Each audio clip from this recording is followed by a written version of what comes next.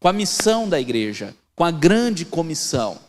E eu preciso voltar, dar um passo atrás, antes da gente prosseguir. A gente vai concluir essa sessão com a definição de discipulado e falando mais uma vez o que discipulado não é.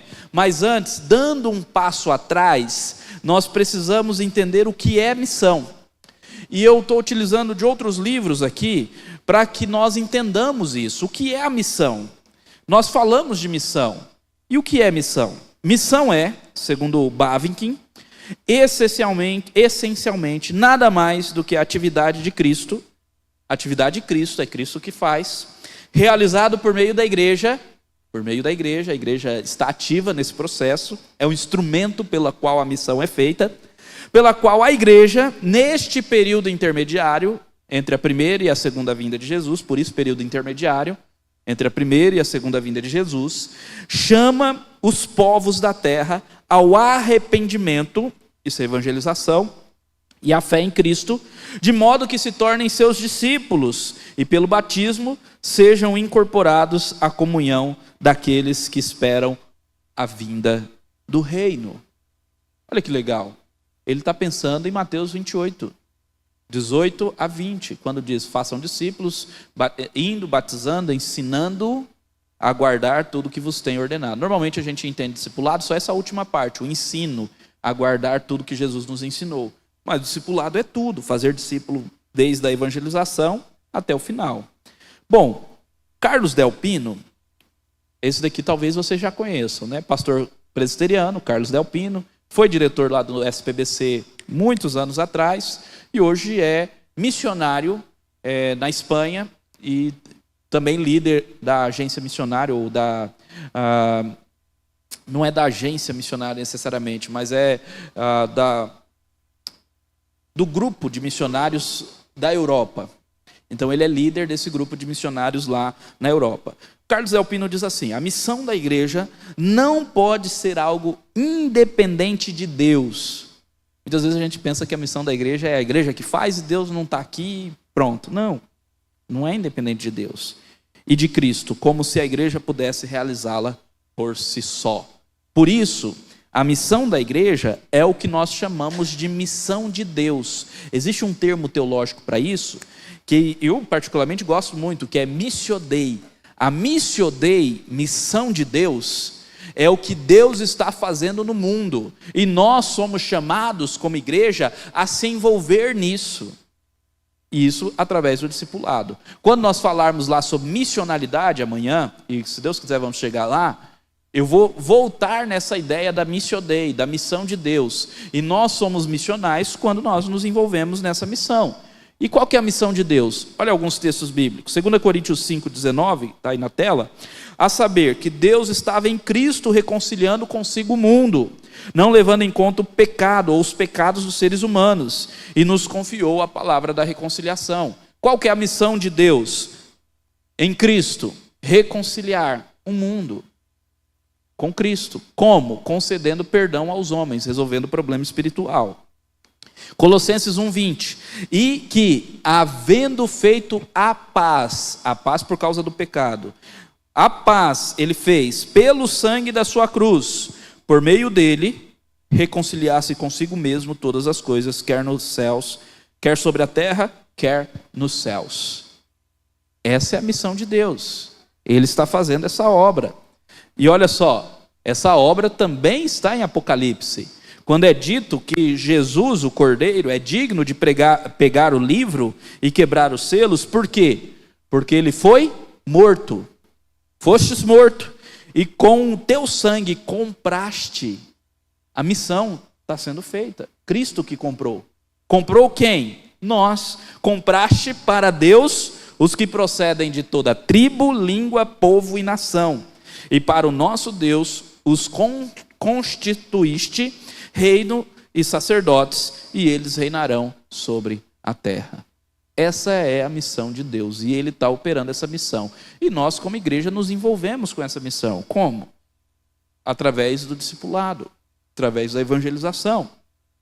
Marshall Will Pine vai dizer o seguinte: a obra que Deus está fazendo no mundo agora, nesses últimos dias, entre a primeira e a segunda vinda, é reunir um povo em seu reino, por meio da proclamação dedicada do Evangelho. Deus está fazendo sua videira crescer, por meio da sua palavra e do seu Espírito. Essa é a obra que Deus está fazendo, fazer a sua igreja crescer, fazer a sua videira crescer, a videira, por meio da evangelização, do discipulado, da pregação da palavra, por meio do seu Santo Espírito. Agora a pergunta que surge é: o que é evangelização? Nós estamos falando que faz parte, não faz parte? Alguns dizem que não faz parte, o discipulado vem depois, é pré-discipulado. Eu acredito que evangelização é a primeira parte do discipulado. Se o discipulado visa fazer discípulo, quando alguém não é ainda cristão, é descrente, então você evangeliza. Se já é crente, você continua acompanhando, ensinando. Normalmente a gente chama discipulado só a partir da crença, mas discipulado envolve tudo. Evangelização propriamente seria esse primeiro momento onde você fala do evangelho da graça e exige, como resposta da graça, arrependimento e fé. Eu particularmente gosto dessa definição do D.T. Niles. Ele diz o seguinte: evangelização é um mendigo contando ao outro onde encontrar pão. Gente, isso aqui é sensacional. Porque no final das contas todos nós somos isso, pecadores, miseráveis. Somos mendigos. Mas um dia a padaria celestial resolveu nos dar pão vivo do céu. Um pão vivo que alimenta e sacia para a eternidade. E então nós ouvimos falar disso e fomos até lá e estendemos a mão. A fé é esse ato de estender a mão. Evangelização é isso. É nós voltarmos e falar: olha, tem uma padaria dando pão de graça. Observe as reações. Alguém pode falar: não, esse trem de pão de graça não existe, eu vou ficar aqui. Outro vai falar: eu não preciso, eu já encontrei um resto de comida aqui no lixo. Eu vou comer esse resto de comida. São os prazeres do mundo. O C.S. Lewis ele tem uma frase, eu não trouxe ela aqui, posso ver se eu encontro para trazê-la amanhã. Ele fala assim, que a idolatria é isso, é nós ficarmos nos montões de lixo dessa vida. Imoralidade, impureza e por aí vai. Montões de lixos. Eu tenho lixo aqui, não preciso. Mas aqueles que dão ouvido, que vão, estendem a mão para receber, recebem, de graça. Isso é fé. Eles não merecem porque foram, continuam sendo mendigos. Mas foram com fé e receberam. É exatamente isso que aconteceu conosco. Gostaram da ilustração? Agora observe, existe uma relação entre pregar o evangelho, evangelização é pregar o evangelho, e fazer discípulos. E essa relação é possível ver no texto bíblico, nos textos paralelos. O texto de Marcos 16,15 é paralelo ao texto de Mateus 28. Lá em Marcos 16,15 nós lemos Jesus falando: vão por todo o mundo e preguem o evangelho a toda criatura. Assim Marcos registrou. E o texto paralelo a esse, da mesma comissão, nos é dito: portanto, vão e façam discípulo de todas as nações, batizando-os em nome do Pai, do Filho e do Espírito Santo.